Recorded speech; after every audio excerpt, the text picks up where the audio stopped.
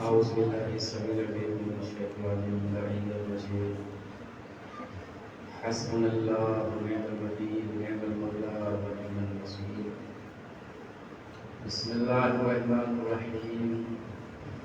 الحمد لله رب العالمين والعاقبة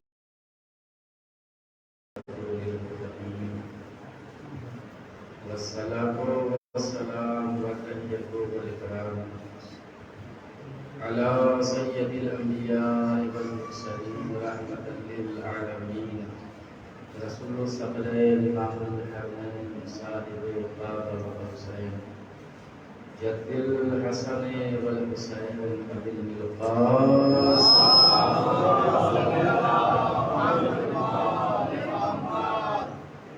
وآله الطيبين الطاهرين المعصومين المظلومين ولعنة الله على أعدائهم أجمعين من يومنا هذا إلى يوم الدين. أما بعد فقد قال الله في كتابه الكريم وكتابه العزيز. بسم الله الرحمن الرحيم.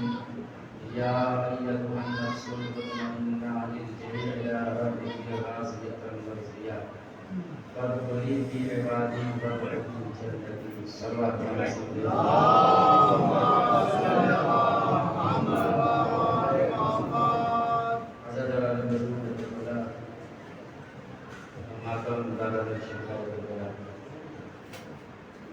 عاشقان رسول والے رسول والے پہلے گئے. خدمت امام حسین اور کربلا کے عنوان پر آج اس طرح کھانے میں میری دوسری تقریر سماعت ہونا ہے. سورہ الفجر کی آخری آیتیں ہیں.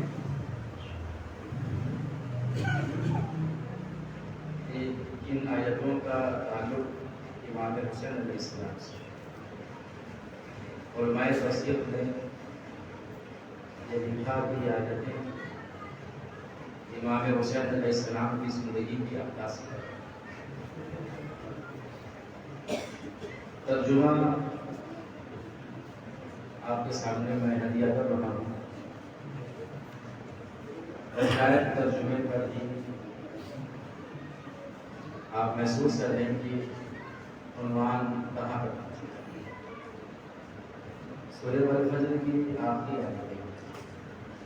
یا ایتھا النفس المطمئنہ ارجعی الی ربک راضیۃ مرضیہ فادخلی فی عبادی وادخلی جنتی. ترجمہ سنیں. اے اطمینان والے نفس، اے نفس مطمئنہ،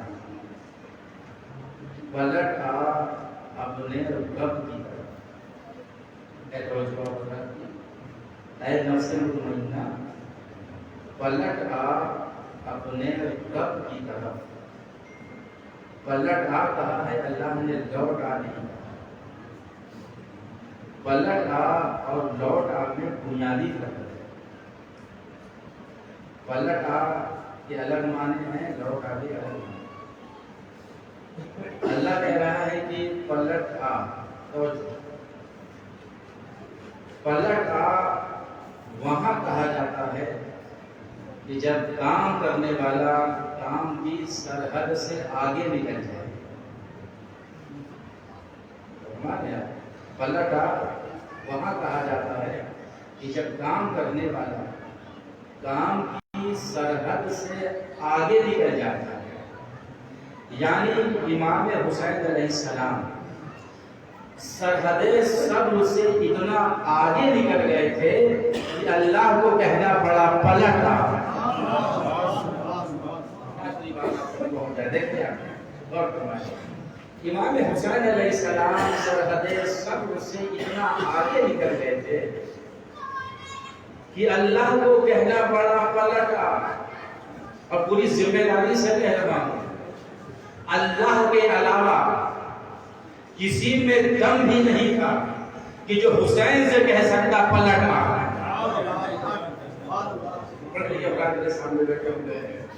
اللہ کے علاوہ کسی میں دم بھی نہیں تھا کہ جو امام حسین علیہ السلام سے کہہ سکتا کہ پلٹ آ کیونکہ پلٹ آ وہی کہتا ہے کہ جس نے بھیجا ہو بھائی سلوات پڑھیں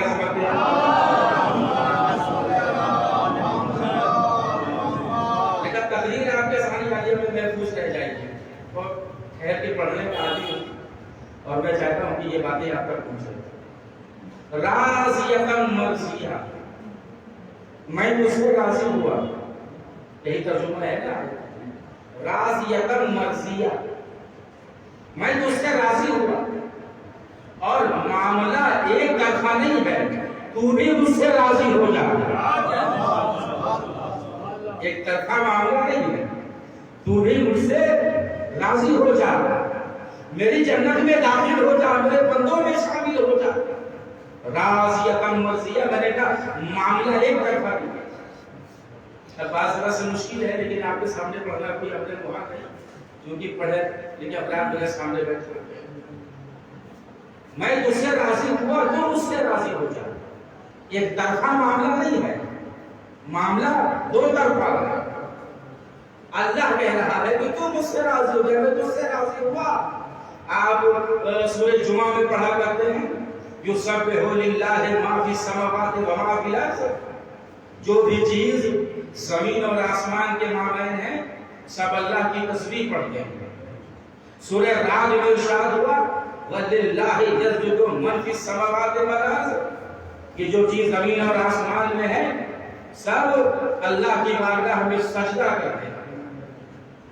ما زیقول غیر زیقول کے لیے آتا ہے من غیر زیقول کے لیے آتا ہے مطلب ما جاندار اور غیر جاندار کے لیے آتا ہے عربی میں جہاں تک لفظ ما اور من استعمال ہوا ہے قرآن مجید میں اور من جاندار کے لیے آتا ہے یعنی اشیاء چاہے جاندار ہو چاہے بے جان یہ سب اللہ کی تسبیح پڑھتے ہیں یہ سب اللہ کی تسبیح پڑھتے ہیں اب یہ بالے سبا آئے تو تسبیح پروردگار پڑھتی ہوگی یہ نسیم سحر جائے تو تسبیح پروردگار کے ساتھ یہ سمندر کی روانی چادر آپ پر کروٹیں بدل بدل کے تسبیح پروردگار پڑھے یہ چمن میں پھول یہ کلیاں یہ ثمرات یہ اشجار یہ اونچے اونچے پہاڑ یہ نباتات سب مصروف ہے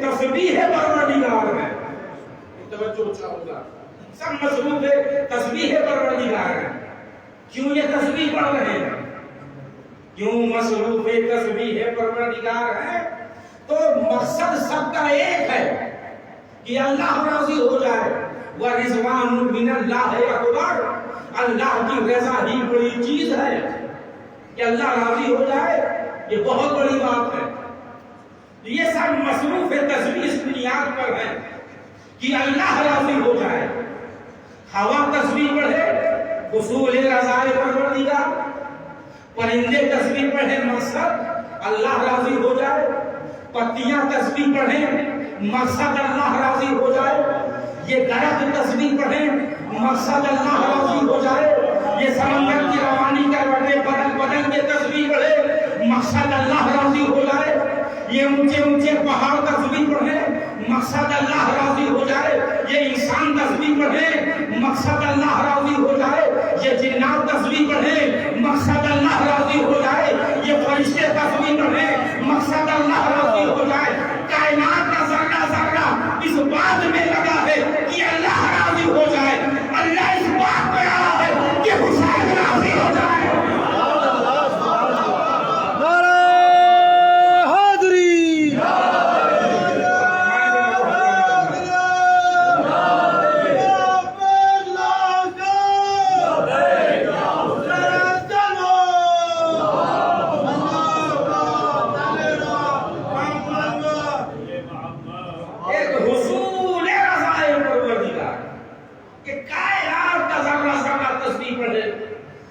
مقصد ہے حصول رضائے پروردگار. کائنات کی ہر شے اس بات کے لیے اللہ راضی ہو جائے، اور اللہ یہ چاہتا ہے کہ حسین راضی ہو جائے. جانتے ہیں کیوں؟ سنیے گا بہت غور سے، بات پسند آئے تو دعا سے نوازیے. کیوں جانتے ہیں کیوں اللہ راضی ہو جائے؟ وجود خدا پر ہزاروں دلیلیں موجود ہیں. وجود خدا مطلب اللہ کے ہونے پر ہزاروں دلیلیں موجود ہیں. کہ آپ اس کائنات کو دیکھیے، اس دنیا کو دیکھیے اور پہچانیے کہ اللہ ہے. دنیا میں بچوں کو بتایا جاتا ہے کہ زمین کا فرش، آسمان کا شامیانہ. اب ذرا تکلیف میرے موڑ رہی ہے تو موڑ جانے دیجیے. انہیں دیکھیے اور اللہ کو پہچانیے، اللہ کی معرفت حاصل کریے. کہ جب خلق ہے تو کوئی خالق ہوگا نا، کہ جب شے ہے تو کوئی پیدا کرنے والا ہوگا نا. کیونکہ ہماری فطرت میں اللہ نے رکھا ہے کہ اگر شے کا وجود ہے تو کوئی بنانے والا ہے. یہ دنیا بغیر کسی بنانے والے کے نہیں بنی ہے. بہت غور فرمائے گا محترم بچہ، اور بہت قیمتی مضامین آپ کے حوالے کر رہا ہوں، ممبر کی قسم کھا کے کہہ رہا ہوں. صاحب غور فرمائیں، یعنی خدا کے وجود پر، خدا کے ہونے پر ہزاروں دلیل ہیں. ہم نے اللہ کو کیسے پہچانا؟ بھئی زمین کا فرش ہے تو کوئی بنانے والا ہے، آسمان کا شامیانہ ہے تو کوئی بنانے والا ہے، چاند و ستارے ہیں تو کوئی بنانے والا ہے. ایسے تو ہم نے اللہ کو پہچانا. لیکن کائنات کے کچھ ایسے ہوں کہ جن کی خلقت پہلے ہوئی ہو، کائنات بعد میں ہوئی ہو، تو انہوں نے اللہ کو کیسے پہچانا؟ ہم تو کائنات کو، دنیا کو، خلق کو دیکھ کر اللہ کو پہچانتے ہیں نا. کوئی ایسا ہو کہ جن کی خلقت پہلے ہوئی ہو اور کائنات بعد میں بنی ہو. بھائی رسول اللہ کے صدقے میں پوری کائنات خلق ہوگی. اس کا مطلب وجود سرکار دو عالم پہلے تھا، کائنات بعد میں. اب پوچھنے والا اگر پوچھے مولا علی سے سوال کرے، یا علی بتائیے نور محمد کب خلق ہوا؟ تو مولا نے کہا کہ زمین سے پہلے، آسمان سے پہلے، چاند و ستاروں سے پہلے، سب سے پہلے یہ نور اول ہے، سب سے پہلے خلق ہوا. سائل نے پوچھا اچھا نور محمد زمین سے پہلے خلق ہوا، آسمان سے پہلے خلق ہوا، چاند و ستاروں سے پہلے خلق ہوا، آخر کب خلق ہوا؟ تو علی نے کہا کب اور کب کی بات نہ کر، نور محمد پہلے خلق ہوا ہے، لفظ کب بعد میں آیا ہے. اور تب کی کیا گفتگو یہاں پر؟ تو جو مخلوق اول پر ناچوری بات آپ تک پہنچے، انہوں نے خدا کو پہچاننے کے لیے کس کو ذریعہ بنایا ہوگا؟ کیونکہ یہ خلق اول ہیں. ہم مولا علی کو مولائے کائنات کہتے ہیں.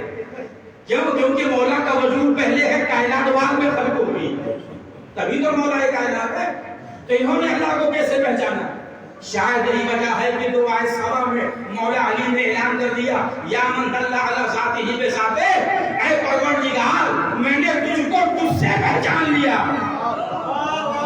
اور فرمایا کرام محترم کی یا من دل علی ذاتہ بذاتہ، اے میرے پروردگار میں نے تجھ کو تجھ سے پہچان لیا.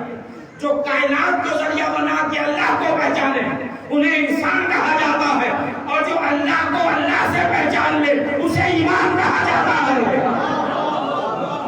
اور فرمائے لوگوں محترم مجمع، تو یہ تو ہماری فطرت میں ہے نا کہ اگر شے کا وجود ہے تو کوئی بنانے والا ہے. آپ کائنات میں بکھر جائیے، کائنات میں بکھر جائیے گا اور کائنات کا نظارہ کریے، تب آپ کو پتہ چلے گا کہ جب خلق ایسی ہے تو خالق کیسا ہے، جب یہ چیزیں ایسی ہیں تو بنانے والا کیسا ہوگا. ارے چھوڑیے، میں آپ کی سوالوں کو اٹھانا نہیں چاہتا، دو کی چار باتیں سن لیجیے. آپ خود اپنے وجود پر غور کر لیجیے کہ آپ کو اللہ نے کیسے بنایا. آپ خود اپنے وجود پر غور کریے گا کہ آپ کو اللہ نے کیسے بنایا، آپ کو اللہ نے کیسے خلق کیا ہے. اس لیے مولا علی نے کہا جس نے اپنے آپ کو پہچان لیا اس نے اپنے اللہ کو پہچان لیا ہے نا. مولا علی کا قول. تو آپ کے وجود پر غور کریے نا. آپ کسی مصور سے کہیے، تصویر بنانے والے سے کہ بھیا ایک اچھی سی تصویر بنا دو، تو وہ بنا کے آپ کو دے دے گا تصویر. لیکن اس کے بعد آپ سے کہے گا کہ 4 چیزوں سے بچائیے گا، آگ، پانی، ہوا، مٹی. یہ تصویر کے دشمن ہیں. آگ میں تصویر جل جائے گی، ہوا میں رنگت ہو جائے گی، مٹی میں گند و آلود ہو جائے گی، پانی میں خراب ہو جائے گی۔ یہ چار چیزیں تصویر کے دشمن ہیں، ان سے تصویر کو بچا کے رکھ دے گا۔ اب ذرا اللہ کی کمال سرمائی دیکھیے کہ جو تصویر کے دشمن تھے انہیں کو اکٹھا کر کے انسان بنا دیا۔ جو تصویر کے دشمن تھے انہیں کو اکٹھا کر کے اللہ نے انسان بنا دیا۔ اور یہ جو تصویر بنانے والا ہے نا، ایک چیز اور کہتا ہے کہ جب میں تصویر بناؤں تو لائٹ کا معقول انتظام ہونا چاہیے۔ اندھیرے میں تصویر نہ بنا پاؤں گا، روشنی کا انتظام ہو، دن میں بناؤں گا، اگر رات میں بنا رہا ہوں تو لائٹ کا انتظام ہو، روشنی کا انتظام ہو، تب میں تصویر بنا پاؤں گا۔ کاش یہ بات آپ تک پہنچ جائے، تب میں تصویر بنا پاؤں گا۔ تو ایک اندھیرے میں بنا دو، کیوں نہیں بناتے؟ بھائی فنکار ہو، ایک بنا کے دکھا دو۔ ہاں بنا تو دیں گے اندھیرے میں، لیکن عدالت کے ساتھ نہ بنا پائیں گے۔ جو چیز جہاں پہ رکھنا چاہیے وہاں پہ نہ رکھ پائیں گے، عدالت کے ساتھ نہ بنا پائیں گے۔ اب ذرا اللہ کی کمال سرمائی دیکھیے، سورہ انفطار میں کہتا ہے یا ایھا الانسان ما غرک بربک الکریم الذی خلقک فسواک فعدلک۔ اے انسان کس لیے غرور کرتا ہے؟ تجھے اللہ نے عدالت کے ساتھ بنایا ہے، اور لائٹ میں نہیں بنایا ہے، اندھیرے میں بنایا ہے۔ لائٹ میں نہیں بنایا، روشنی میں نہیں، اندھیرے میں بنایا۔ اور تم کیا سمجھتے ہو کہ بس میں ایک ہی دو بناؤں گا؟ نہیں، بناتا چلا جاؤں گا۔ میں خالق مطلق ہوں، میں خالق مطلق اللہ ہوں، بناتا چلا جاؤں گا، خربوں بناؤں گا، الگ الگ بناؤں گا۔ چہرہ الگ، آواز الگ، انداز الگ، رفتار الگ، گفتار الگ۔ ارے چہرہ چھوڑو، آواز چھوڑو، انگوٹھوں کے نشانات الگ الگ۔ میں ایسا خالق مطلق اللہ ہوں، الگ الگ بناؤں گا، چہرہ الگ، انگوٹھوں کے نشانات الگ الگ۔ لیکن یہ الگ الگ بنانا میری خلقت کی کمزوری نہ سمجھ لینا کہ میں بس الگ الگ ہی بنا سکتا ہوں۔ خربوں الگ الگ بناؤں گا، 14 ایک جیسے بناؤں گا۔ سوچے گا، غور کریے گا، خربوں الگ الگ بناؤں گا۔ ارے اہل علم اہل ادب بیٹھے ہوئے ہیں، اب ذرا سے شکایت رہے گی۔ خربوں الگ الگ بناؤں گا، 14 ایک جیسے بناؤں گا۔ آواز ایک، انداز ایک، رفتار ایک، گفتار ایک۔ کسی کا بستر ہوگا، کوئی سوئے گا تو دیکھنے والا اسے بھی محمد ہی سمجھے گا۔ تاریخی جملہ سنتے جائیے، تاریخی جملہ آپ کی بہترین سماعت کی نظر کر رہا ہوں۔ 14 ایک جیسے بناؤں گا، آواز ایک، انداز ایک، لہجہ ایک، گفتار ایک، طور طریقہ ایک۔ اور عمل میں اتنی یکسانیت ہوگی کہ ایک محمد نکاح کرے گا تو دوسرے کو حق طلاق ہوگا۔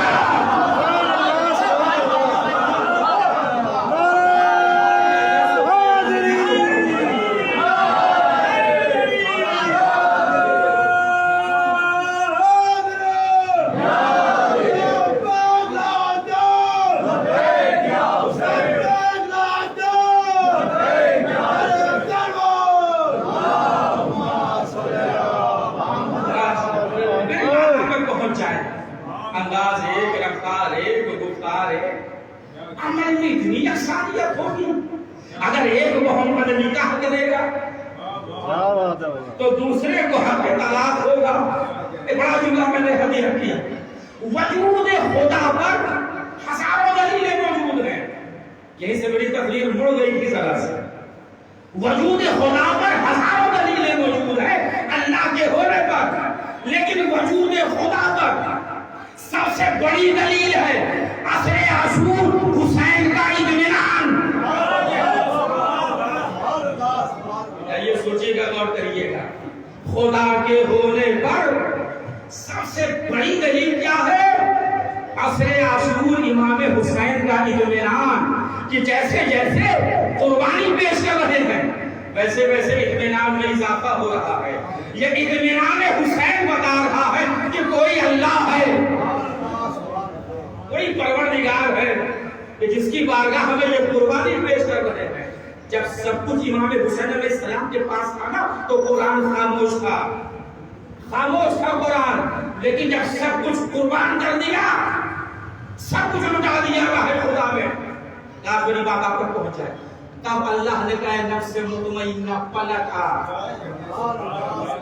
جب سب کچھ تھا, بیٹے بھی موجود تھے, بھائی بھی موجود تھا, اولادیں بھی تھی, بھتیجا بھی تھا, بھانجے بھی تھے, تب تو قرآن خاموش تھا نا, ایک دم خاموش تھا. لیکن سب کی قربانی پیش کر دی, سب کچھ قربان کر دیا. چونکہ دعائے اکرم میں کہہ چکے تھے نا, اے میرے پروردگار جس نے تجھے پا لیا اس نے کیا کھویا. سبحان اللہ سبحان اللہ. دعائے اکرم میں کہہ چکے تھے نا, اے میرے پروردگار جس نے تجھے پا لیا اس نے کیا کھویا, اور جس نے تجھے کھو دیا اس نے کیا پایا. دعائے اکرم میں 9 ذی الحجہ میں کہہ چکے تھے فرزند رسول اب تو خاموش قربانی دے رہے ہیں, اور اللہ حسین کا چہرہ دیکھ رہا ہے. قرآن کی نظر آخری مادہ پر پہنچ جائے, قرآن کی نظر حسین پر ہے. قربانی کا سلسلہ آگے بڑھا. دیکھیے راحت کے دنوں میں, آرام کے دنوں میں, جب سب کچھ موجود ہو, زندگی کے سارے اسباب موجود ہو, تب مطمئن ہونا الگ مسئلہ ہے. لیکن سب کچھ قربان کرنے کے بعد اطمینان نفس کا مظاہرہ کرنا یہ الگ مسئلہ ہے. سب کچھ قربان کرنے کے بعد جب حسین کا اطمینان اللہ دے دے گا تب تک اے نفس مطمئنہ. کافی بات آپ کا کچھ یہاں تک میرا محترم مجمع آ گیا ہے تو غور سے سنیں. اب زمانہ ہم سے نہ پوچھے حسین نے ہمیں دیا کیا, کربلا سے ہمیں ملا کیا. خدمت امام حسین اور کربلا میرا موضوع ہے. بعض جملے آپ سنتے جائیے, بس محفوظ کرتے جائیے. میں نے کہا تقریر تو آپ کے آسان والیہ میں محفوظ رہ جائے گی, میں تو پڑھ کے چلا جاؤں گا. جیسے جیسے تقریر آگے بڑھے گی وہ سب آپ محفوظ کر لیں گے. کربلا نے ہمیں دیا کیا, جو کہتے ہیں کربلا نے ہمیں دیا کیا یا ہمیں کربلا سے ملا کیا. خدا کی قسم چلیے کربلا نے کچھ نہیں دیا, لیکن انسان کے ضمیر کو تو بیدار کر دیا, انسان کے شعور کو تو بیدار کر دیا نا. کربلا سے پہلے کی تاریخ آپ دیکھیے اور کربلا کے بعد کی تاریخ آپ دیکھیے, تب آپ کو پتا چلے گا کہ کربلا نے شعور کو کیسے بیدار کیا. کربلا سے پہلے شرابیوں نے نماز پڑھائی, کربلا سے پہلے نماز صرف 2 کے بجائے 4 ہوئی, کربلا سے پہلے جمعہ بدھ کو پڑھائی گئی.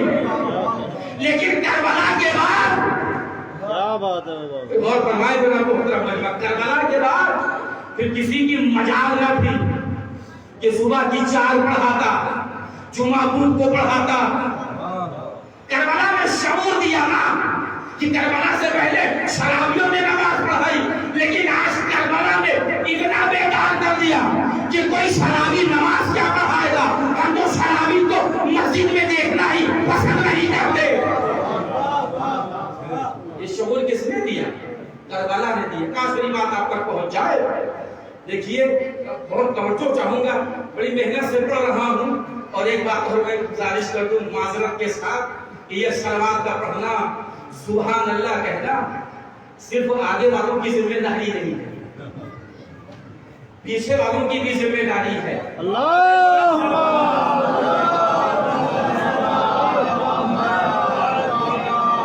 اگر نماز جماعت سے ہو رہی ہے تو سب کو شریک ہونا چاہیے. اور فرما رہے ہیں, دیکھیے باتوں میں اپنے نوجوان بھائیوں کے لیے گزارش کر رہا ہوں, بزرگ مجھ سے بہت بہتر جانتے ہیں یہ مجلس کا مرتبہ کیا ہے, مجلس کا وفاق کیا ہے. اور توجہ سے سنیے گا, ان مجلسوں نے کیا دیا ہے. 2 چیزیں ہیں کہ جو عزاداروں کی پراپرٹی ہے, عزاداروں کی میراث. ایک ہے علم اور ایک ہے علم. یہ دونوں کس کی میراث ہے؟ عزاداروں کی میراث, عزاداروں کی پراپرٹی. ایک ہے علم اور ایک ہے علم. دونوں کا املا ایک جیسا ہے, عین لام میم علم, عین لام میم علم، بس زبر لگا دیا تو علم ہو گیا، زیر لگا دیا تو علم ہو گیا. اور یہ دونوں پراپرٹی ہیں عزاداروں کی، کیونکہ آج ہمارے عزاخانوں میں علم بھی موجود ہے اور علم بھی موجود ہے. ذمہ داری سے کہہ رہا ہوں. اور لیکن علم کے سلسلے میں بچوں کے لیے میں گزارش کر رہا ہوں کہ علم حاصل کریے اور پڑھیے، دینی تعلیم بھی حاصل کریے اور دنیا کی تعلیم بھی حاصل کریے. یہ میں الگ سے کہہ رہا ہوں. علم حاصل کریے. پیغمبر کی حدیث ہے، پیغمبر نے ارشاد فرمایا کہ اگر علم حاصل کرنے کے لیے تمہیں چین تک کا سفر کرنا پڑے تو تم جاؤ. یہ پیغمبر اسلام کی وجہ سے سمجھے. بچوں سے میں گزارش کر رہا ہوں، بزرگ سے بہتر جانتے ہیں. حدیث کیا ہے پیغمبر کی؟ حضور پاک کی حدیث یہ ہے، علم حاصل کرنے کے لیے اگر تمہیں چین جانا پڑے تو تم جاؤ، جا کے حاصل کرو. یہ پیغمبر اسلام کی مثالی حدیث ہے، کیونکہ اس زمانے میں سارے کام آسان تھے، سفر کرنا مشکل تھا. یہ مثالی حدیث ہے. مقصد کیا ہے؟ چاہے جتنی پریشانی ہو، چاہے جتنی دشواری ہو، علم حاصل کرنا، یہی مقصد ہے. چاہے جتنی زحمتوں کا سامنا ہوتا لیکن علم حاصل کرو. یہ مثالی حدیث ہے پیغمبر کی. مسلمانوں کی سمجھ میں کچھ آئی. سامان سفر باہر کی ناقے پر لادا، گھوڑے پر لادا اور مدینے سے نکلے چین جانے کے لیے. کہ صاحب چین جائیں گے پڑھنے کے لیے، نبی نے کہا علم حاصل کرنے کے لیے چین جاؤ. تو چین جانا. جیسے وہ مدینے کے باہر نکلے تو وہیں بہلول دانا مل گئے، وہ وہاں پہ بس تلاش کر رہے تھے. تو انہوں نے پوچھا کہ بہلول کیا ہوا، کیا ڈھونڈ رہے ہو؟ کہا وہ سوئی گر گئی ہے، وہی ڈھونڈ رہا. تو وہ سب آ گئے، وہ لوگ بھی تلاش کرنے لگے. بہت دیر تک تلاش کرنے کے بعد سوئی تو گری نہیں. کہا بہلول گری کہاں تھی؟ کہا وہ تو گھر میں گری تھی. کہا عجیب دیوانے ہو، سوئی گری گھر میں اور تلاش یہاں کر رہے ہو. کہا دیوانہ میں ہوں کہ تم شہر علم کا دروازہ یہاں موجود ہے، علم لینے چین جا رہے ہو.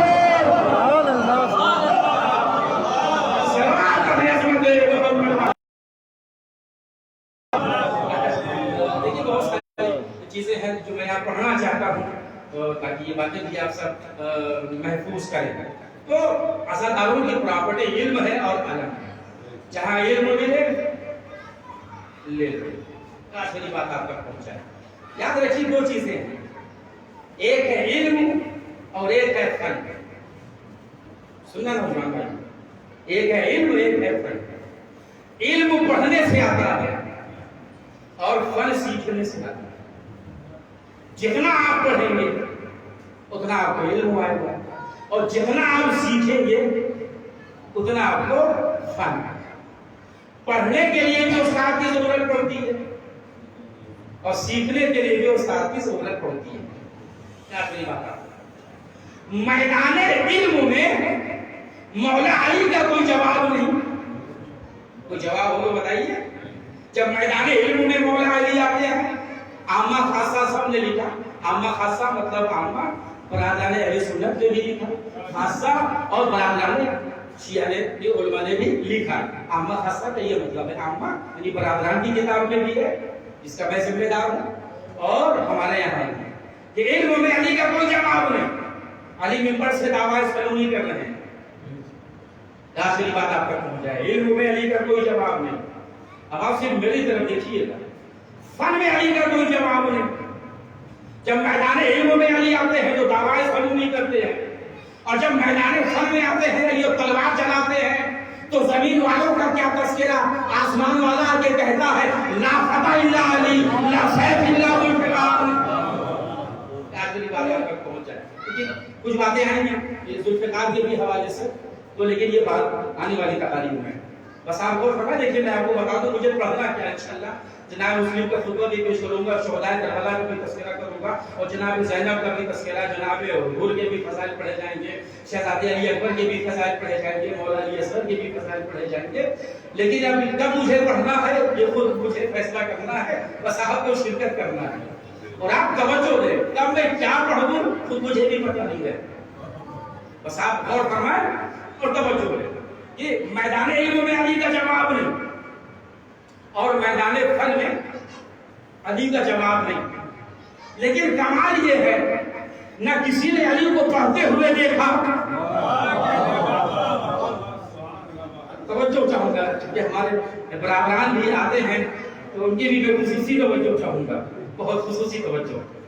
علی کو کسی نے پڑھتے ہوئے نہیں دیکھا اور علی کو کسی نے سیکھتے ہوئے نہیں دیکھا. اگر علی کا کوئی استاد ہوگا تو کہتا نا مقام فخر میں کہ علی ہمارے شاگرد ہیں. اس لیے جب شاگرد لائق مند نکل جاتا ہے تو استاد ہر ایک کو بتاتا ہے ہمارا پڑھایا ہوا ہے, چاہے آنا اینا ہونا اور بانا بینا بونا ہی کیوں نہ پڑھایا ہوا, لیکن بتائے گا کہ ہمارا شاگرد ہے, اتنا اچھا خطیب نکلا, ارے ہمارا سکھایا ہوا ہے, اتنا اچھا شاعر نکلا. کہتا ہے نا میدان علم میں علی کا جواب نہیں, میدان فن میں علی کا جواب نہیں. کوئی تو مائی کا نام آ کے کہتا کہ ہم نے علی کو پڑھایا, کوئی تو آ کے کہتا کہ ہم نے علی کو سکھایا. سناٹا ہے, لیکن بات ابھی مکمل نہیں ہوئی. جس نبی کے لیے علی نے کہا کہ ہم نے علم نبی سے سیکھا, اس نبی کے لیے امت میں بحث ہے کہ لکھنا پڑھنا نہیں جانتے.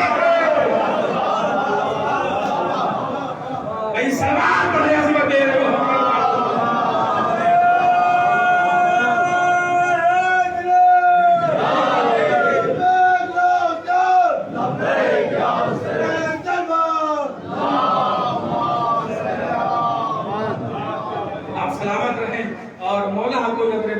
بات پہنچ رہی ہے نا آپ کا, بات پہنچ رہی ہے نا آپ کا. یہ مجلس کیا ہے, یہ علم کا خزانہ. نوجوان بھائیوں مجلسوں میں آئیں, ایک چھوٹی سی بات اس کو نوٹ کر لیجئے صرف نوجوان بھائیوں کے لیے.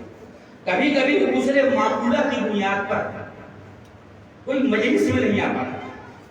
مجلس میں جانے کی نیت ہوتی ہے لیکن بیمار ہے, کوئی پریشانی ہے اور وہ مجلس میں نہیں آ پاتا. لیکن گھر میں بیٹھے بیٹھے بستر پہ لیٹے لیٹے پوری مجلس سنتا ہے اور شریک مجلس کا ثواب حاصل کرتا ہے. لیکن کوئی ایسا بھی ہوتا ہے کہ مجلس میں بیٹھا رہتا ہے, موبائل سے کھیلتا رہتا ہے اور شریک مجلس نہیں ہو پاتا.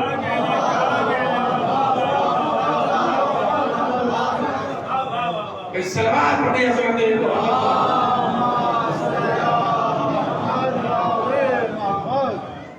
دیکھیے مجلس میں ایسے آئیے گا جیسے آپ نماز پڑھنے جاتے ہیں کہ ذہن بھی آپ کا پاک ہو, فکر بھی آپ کی پاک ہو, لباس بھی آپ کا پاک ہو. اور فرما رہے ہیں آپ دیکھیے مجلس کی بات سن لیجیے, دعا سلامات دیجیے گا کہ یہاں سے ملتا کیا ہے, مجلسوں سے ملتا کیا ہے. ایک لفظ اپنے ماں بہنوں کے لیے پڑھ رہا ہوں, اگر وہ سن رہی ہے تو سن لیں. آج ہمارے یہاں ہماری ماں بہنیں مجلس حسین میں عزاداری میں بڑھ چڑھ کے حصہ لیتی ہیں. ہم اور آپ تو کھا جاتے ہیں مگر یہ نہیں کرتی, جبکہ ذمہ داریوں کا انبار ہے ان کے اوپر. بچوں کی پرورش بھی کرنا ہے, سب کے نخرے بھی برداشت کرنا ہے, کپڑے بھی دھونا ہے, کھانا بھی پکانا ہے. لیکن عزاداری کا جب مسئلہ آتا ہے تو یہ مردوں سے بڑھ چڑھ کے حصہ لیتی ہے. جانتے ہیں کیوں؟ کیونکہ ہماری ماں بہنوں کو پتا ہے کہ بانگے عزا کا نام زینب ہے. ہماری ماں بہنوں کو پتا ہے کہ جس نے عزا کی بنیاد رکھی اس ساتھ کا نام زینب ہے. آپ کی آنکھیں نم ہو گئی تو بڑی نورانی مجلس ہو گئی اور اللہ نے آپ کی عزا کو قبول کر لیا. تو مجلسوں میں علم کا ذخیرہ, میرے بچوں, میرے چھوٹے بھائیوں, علم کا ذخیرہ ہے. مجلس حسین کی ہوتی ہے, کیا نہیں بیان ہوتا. آپ نے آج کا سنا کہ کہیں پر کوئی محفل ہوئی ہو, کوئی بیٹھا کہ جس میں آج صاحب ایک محفل ہوگی, آج ایک تقریر ہوگی, آج ایک مجلس ہوگی کہ جس میں آدم کا تذکرہ ہوگا. سنا آج تک آپ نے نہیں سنا. آج صاحب نوح کا تذکرہ ہوگا, نوح کے نام پر ایک اجتماع ہوگا, نہیں. ابراہیم کے نام پر نہیں. خدا کی قسم ایک مجلس حسین اور تذکرہ کتنا ہوگا ہے آپ سنیں.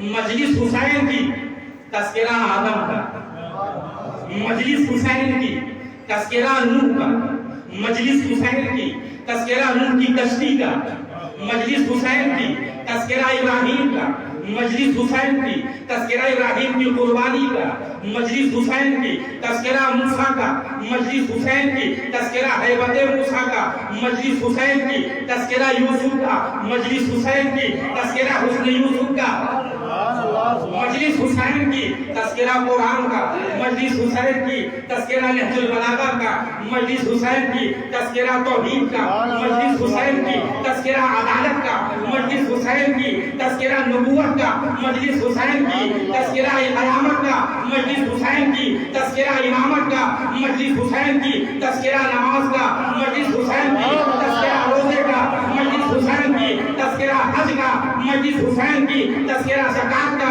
مجلس حسین کی تذکرہ خلق کا، مجلس حسین کی امر بالمعروف، مجلس حسین کی نہی عن المنکر، مجلس حسین کی ذکر تولہ، مجلس حسین کی ذکر تبرع، مجلس حسین کی فلسفہ، مجلس حسین کی منطق، مجلس حسین کی تاریخ، مجلس حسین کی تذکرہ جنت کا، مجلس حسین کی تذکرہ فرشتوں کا، مجلس حسین کی تذکرہ انسانوں کا، مجلس حسین کی تذکرہ اصلاح نفس کا، مجلس حسین کی تذکرہ اصلاح معاشرہ کا، کروڑوں سلام ہو مجلس حسین پر جو اپنے دامن میں ماضی بھی سمیٹے ہیں، حال بھی سمیٹے ہیں، مستقبل بھی سمیٹے ہیں۔ السلام پڑھیں عظمت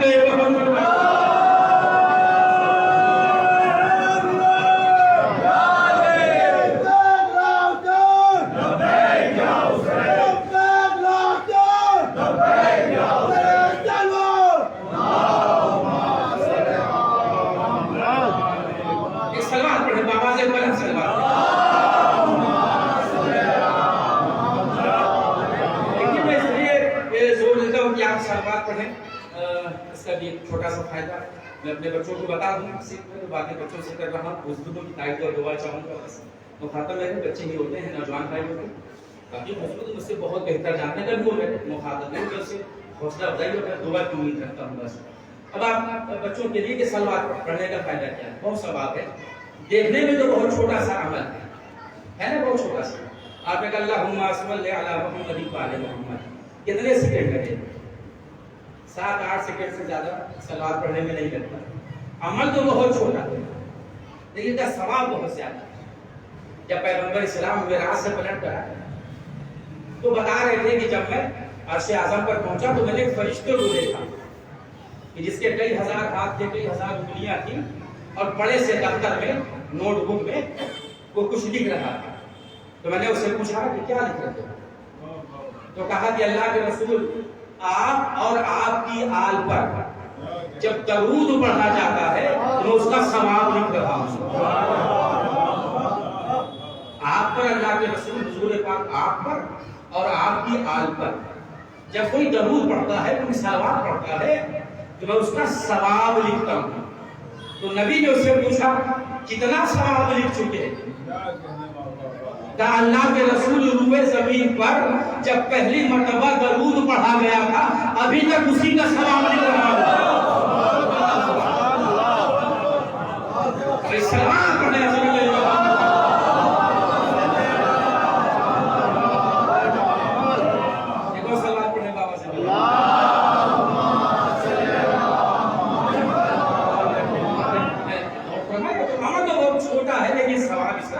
بہت زیادہ ہے، اور بھی حدیثیں ہیں، آہستہ آہستہ میں بچوں تک پہنچا دوں گا۔ ابھی تو تقاریر ہے، آنے والی تقاریر میں میں بتا دوں گا تاکہ آپ کچھ محفوظ کریں اور کچھ لے کے یہاں سے جائیں، کچھ لے کر یہاں سے جائیں، کیونکہ یہ مجلس ہوتی ہے اصلاح نفس، اصلاح معاشرہ ہے۔ مجلس میں حقائق بیان ہوتے ہیں، حقائق دین کی باتیں، تعلیمات قرآن، تعلیمات رسول، تعلیمات رسول، اس کے علاوہ کچھ نہیں ہے۔ اور یہاں کسی کا دل نہیں دکھایا جاتا، جو دل دکھا دے وہ مومن ہی کیسا ہے؟ مومن کا شعار نہیں ہے کسی کا دل دکھانا۔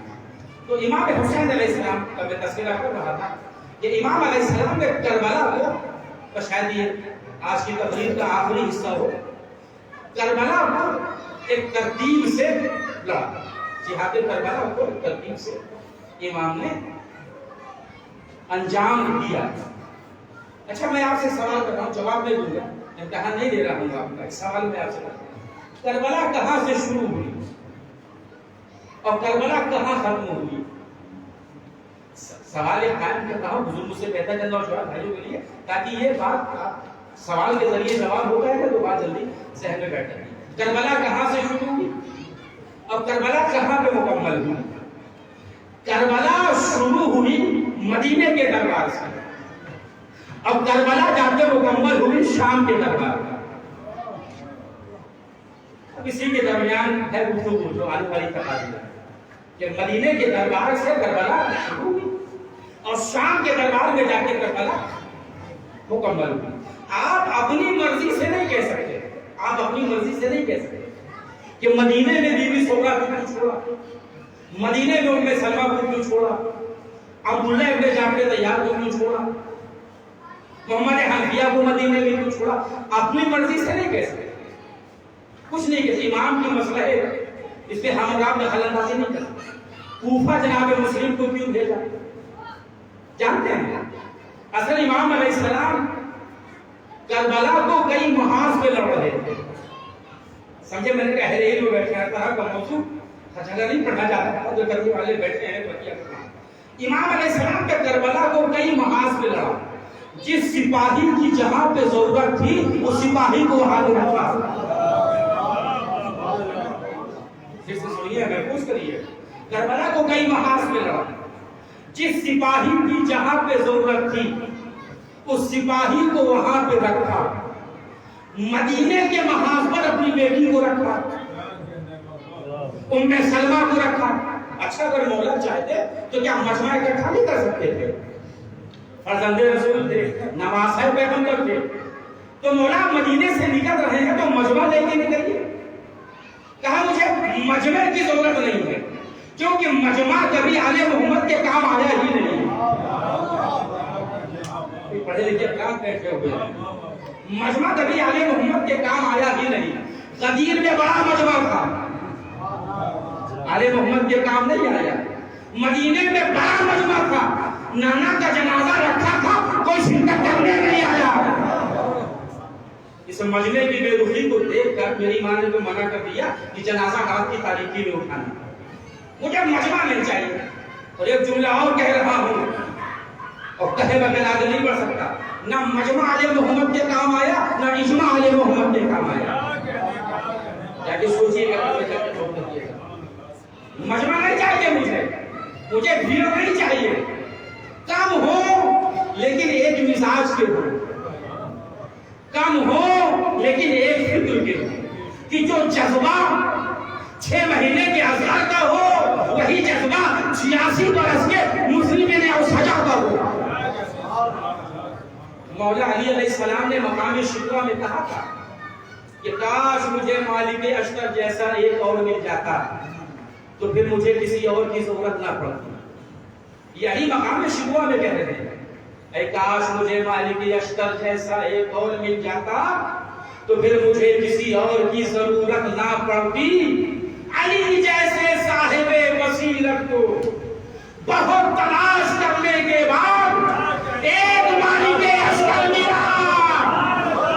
امام حسین نے کہا بابا ہم کربلا 71 مالک اشتر لے کے جا رہے ہیں۔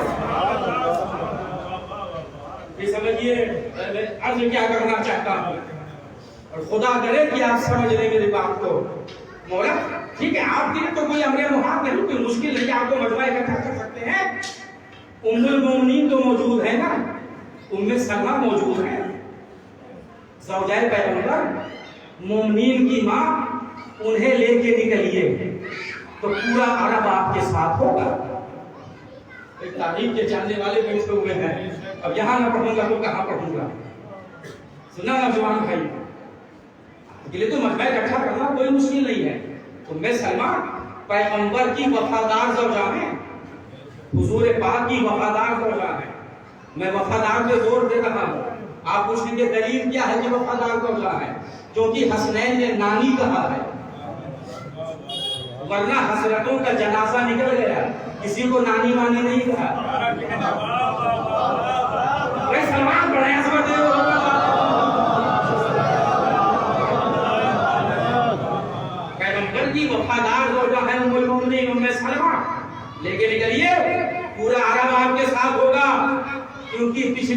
تاریخوں میں تجربہ کیا جا چکا ہے.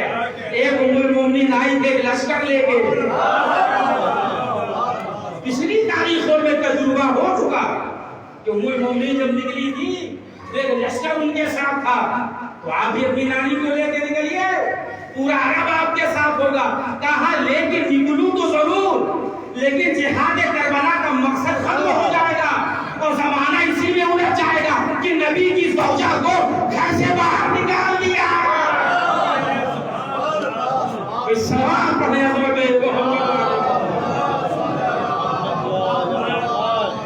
بس مجھے مجمع لینا چاہیے کم ہو. اب شاید یہ کل کی تقریر میں آ جائے, آج کی تقریر میں نہ آ پائے گی یہ بات کہ جہاد کربلا میں امام حسین علیہ السلام نے کسی منافق کو جگہ نہیں دی. شاید یہ کل کی تقریر میں آ جائے کہ جہاد کربلا میں آپ سلام اگر ہیں, آپ جملہ محسوس کر رہے ہیں کہ جہاد کربلا میں امام حسین علیہ السلام نے کسی منافق کو جگہ نہیں دی. منافق ہے تو بلایا ہی نہیں. ہاں اگر کوئی مومن تھا تو خط بھیج کے بلا لیا. کل کی تقریر میں مثال کہ منافق کو جگہ کیوں نہیں دی امام حسین علیہ السلام نے. حکمت امام کیا تھا کہ جہاد کربلا میں کسی منافق کو بلایا ہی نہیں امام علیہ السلام نے. دیکھیں اس زمانے میں توجہ چاہوں گا, 3 طبقہ تھا. ایک طبقہ وہ تھا جو یزید کے ساتھ کھلم کھلا تھا, ایک دم کھلا کھلا یزید کے ساتھ تھا. آج کوئی بھی یزید کو اچھا نہیں کہتا, اور جو لوگ اچھا کہہ رہے ہیں وہ بھی دل سے جانتے ہیں کہ کس دل سے کہہ رہے ہیں. یہ اچھا نہیں کہتا آج یزید, سب اس پہ لعنت اور ملامت کرتے ہیں. تو ایک طبقہ وہ تھا کہ جو یزید کے ساتھ کھل گیا. توجہ ہے نا, کیونکہ وظیفے کھولے گئے. یزید اور ابن زیاد کے سپاہی دروازہ کھٹکھٹاتے تھے, دروازہ کھلا, کوئی باہر نکلا, اس کے ہاتھ میں درہم و دینار کی تھیلیاں رکھی, یعنی سونے اور چاندی کے سکے. یہ تھیلیاں کیوں رکھ رہے ہو؟ کہا حسین کی مخالفت کرنا, یزید کی بیعت کرنا. یزید کی سپاہی جاتے تھے شام میں, ابن زیاد کی سپاہی جاتے تھے کوفے میں. تو جو وظیفہ بن رہا ہے کہ فقط حسین کی مخالفت کرنا. اگر آج کوئی عزاداری کے خلاف بولے, مجلس حسین کے خلاف بولے, تو ہمیں پوچھنے کا حق ہے وظیفہ کہاں سے مل رہا ہے؟ وظیفہ تمہیں کہاں سے مل رہا ہے؟ یزید دے رہے زیادوں میں تو وظیفہ دے رہا ہے. کاش میری بات آپ تک پہنچے. دیکھیے نیچے سے بات آ گئی, سلمان بھائی سمجھ رہے ہو. آخری مرحلے تک میں لے جاؤں گا 1 گھنٹہ, اگر آپ اجازت دیں گے تو بڑھا بھی دوں گا. قرآن کی آیت نہیں کہ نہیں چلے گی 1 گھنٹہ تو 1 گھنٹہ, حالانکہ 1 گھنٹہ زیادہ میں پڑھتا نہیں ویسے بھی, بس آپ غور فرمائیں. تو 3 طبقہ تھا. ایک وہ جو یزید کے ساتھ کھل کر, اب مجھے بہت تاریخ میں نہیں جانا کیونکہ تاریخ پر بہت اچھی نظر جاتی ہے. اور ایک طبقہ امام حسین علیہ السلام کے ساتھ. ایک طبقہ وہ تھا کہ جو نہ یزید کے ساتھ تھا نہ حسین کے ساتھ. کربلا اس نے اپنے آپ کو الگ رکھا. تو اب یہ فیصلہ کیسے ہو, یہ کس کے ساتھ ہے؟ دیکھیے بس شاید آخری بات ہو جائے شاید. اب کیسے پتا چلے جب یزید کے ساتھ رہے یا حسین کا ساتھ رہے, تو کیسے پتا چلے کہ وہ طبقہ ہے کس کے ساتھ؟ یہ فیصلہ کل سے لے کے آج تک مجلس حسین کا وہی ہے کہ جو مجلس کے حق میں ہے اس کا مطلب وہ حسین کے ساتھ ہے, اور جو مجلس کے خلاف ہے اس کا مطلب وہ یزید کے ساتھ ہے. سلام پڑھے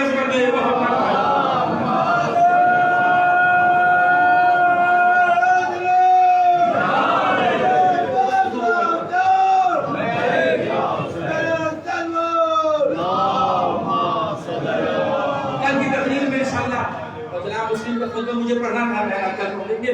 اور کل کی تقریر میں امام علیہ السلام نے منافق کو جگہ کیوں نہیں دی جہاد کربلا میں, حکمت امام کیا تھا, یہ کل کی تقریر میں میں واضح کروں گا اور آپ تک بات پہنچانے کی کوشش کروں گا.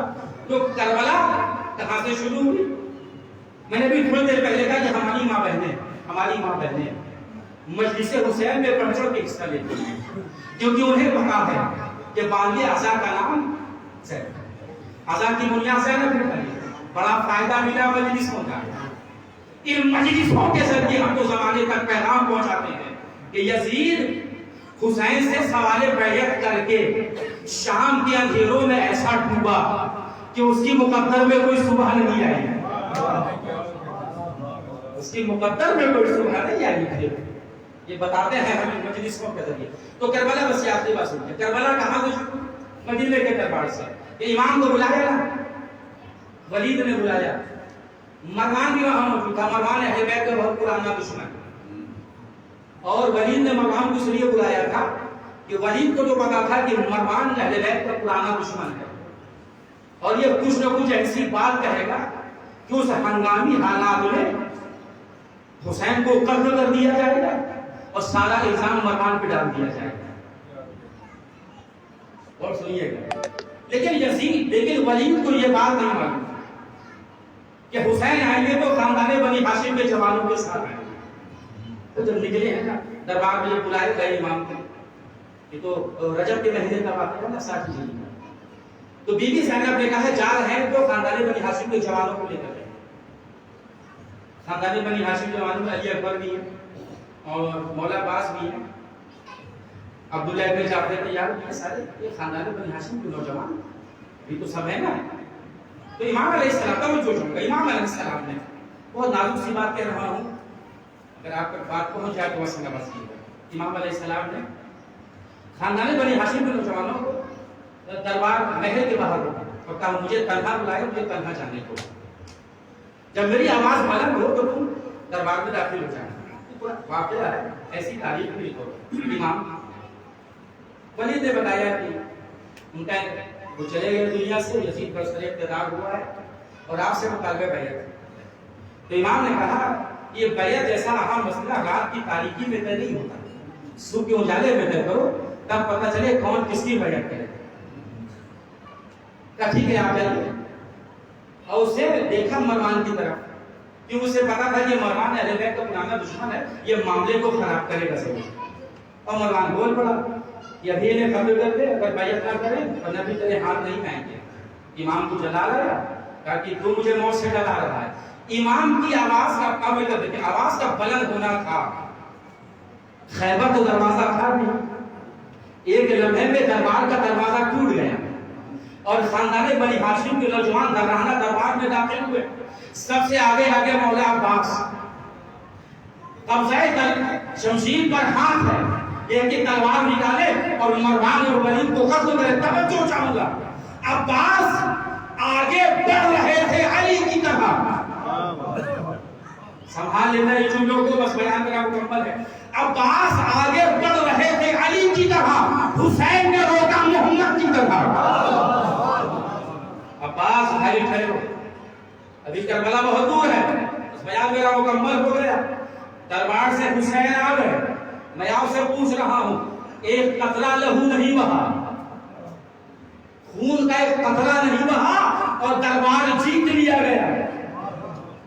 اور فرمائے میرا وہ حکم مجمع، لہو کا ایک قطرہ نہیں بہا اور دربار جیت لیا گیا۔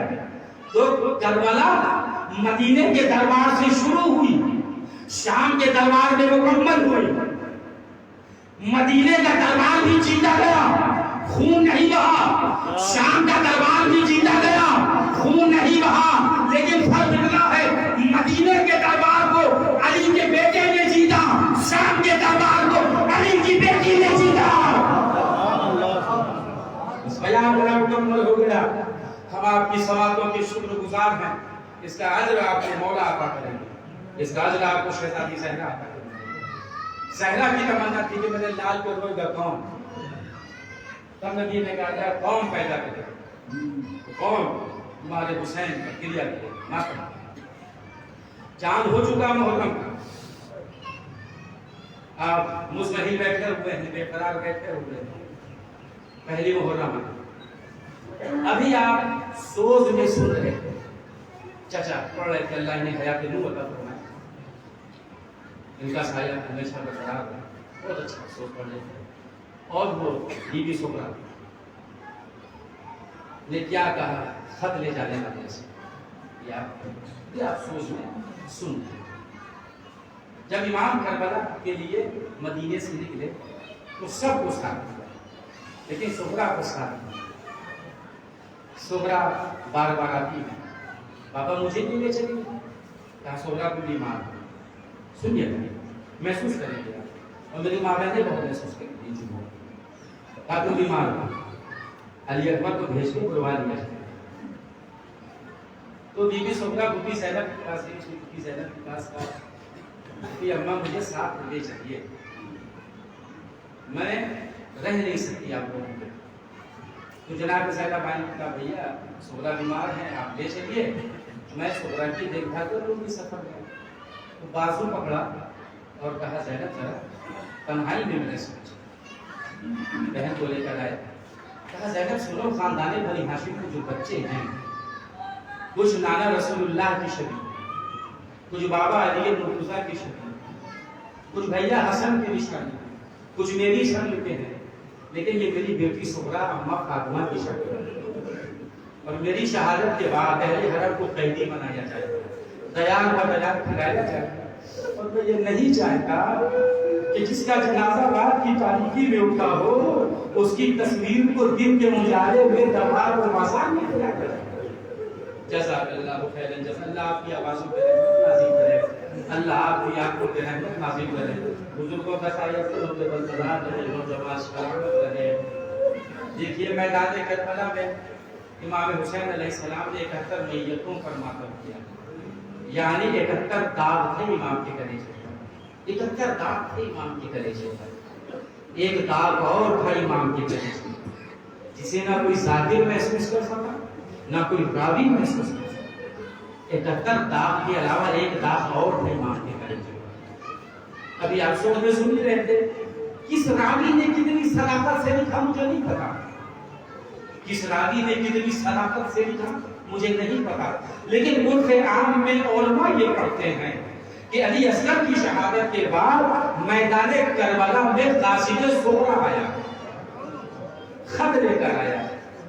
بڑا خوش نصیب ہوگا کہ جس کی آنکھ سے کوئی قطرہ آنسو بی بی سغرا کی مصیبت میں نکل آیا، قاصد سغرا خط لے کر آیا۔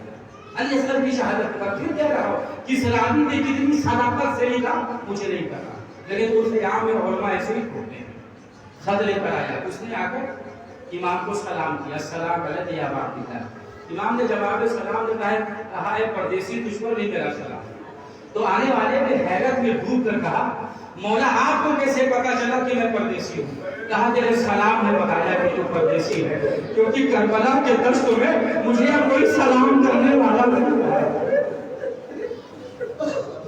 اللہ آپ کی آوازوں میں رحمت نازل کرے، اللہ آپ کی آنکھوں پہ رحمت نازل کرے۔ بھائی میں مجلس مکمل ہو جائے گی، آپ کی بیٹی کا قاصد ہوں، خط لے کر آیا، خط پڑھا، شکوہ تھا، شکایت تھی، علی اکبر سے زیادہ شکوہ تھا، لیکن آنے والا تو خیمے کی طرف دیکھ رہا۔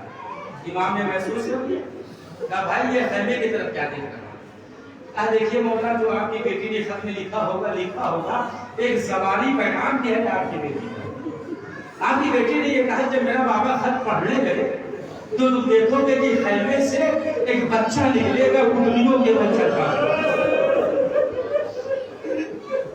تم اسے اٹھا لینا اور میری طرف سے پیار کرنا۔ مولا وہ بچہ ابھی تک آیا نہیں، کہا بھائی میرے چہرے پہ غور کر۔ اسے دیکھا کچھ نظر آیا، کہا مولا لہو ہے، لہو آپ کے چہرے پر۔ کہا تھوڑی دیر پہلے اگر آیا ہوتا تو میرے بیٹی کی یہ خواہش پوری ہو جاتی، لیکن جس اصغر کے لیے سغرا نے کہا ہے اسی کا لہو میرے چہرے پر۔ قاصد کہنے لگا سنیے بس مجلس مکمل، اللہ مولا آپ کو سلامت رکھے، آپ سلامت رہے، آپ سلامت رہے، آپ سلامت رہے، مولا آپ کو نبے بس مصیبت سے بچائے، ہر وبا سے بچائے، ہر بیماری سے مولا آپ کو محفوظ رکھے۔ کہا جلدی سے مجھے خط کا جواب دے دیجیے، جلدی سے مجھے خط کا جواب دے دیجیے، میں لے کے پہنچا۔ کہا میں کیا جواب دوں؟ کہا چلو میرے ساتھ۔ گنج شہیدہ میں آئے، ایک جوان سو رہا، ایک مرتبہ جوان کے لاشے سے مخاطب ہوئے، اکبر بہن کا خط آیا، تم سے بہت شکوہ ہے صغرا کو، جواب تم ہی دے دو اکبر۔ یہ کہہ کر خادم صغرا اکبر کے سینے پہ رکھ دیا۔ اب علماء کہتے ہیں اکبر کے سینے سے تازہ لہو نکلا اور خادم صغرا لہو میں ڈوب گیا، اٹھا کے قاسم کے حوالے کیا، کہا چاہا میری بیٹی کے خط کا جواب ہے۔ یہ مجلس مکمل ہو گئی، آپ کے حوالے کیا بلند ہے، بس آخری جملہ سن لیجیے، 71 داغ تھا مولا کے کلیجے پر، 71 میت